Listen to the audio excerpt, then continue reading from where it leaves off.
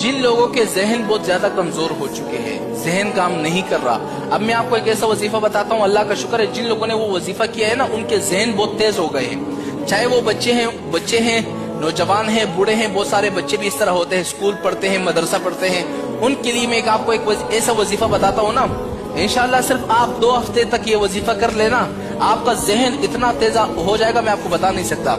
छोटा सा काम करना है, अगर आपके वालिदैन हैं, उनका जहन बहुत ज्यादा कमजोर है, ठीक है, या आपके बच्चे हैं, स्कूल जाते हैं, मदरसे जाते हैं, उनके जहन बहुत ज्यादा कमजोर है, छोटा सा काम करना है। काम क्या है, आपने रोजाना, यानी जिस बंदे का जहन कमजोर हो वो बंदा ये खुद वजीफा करेगा।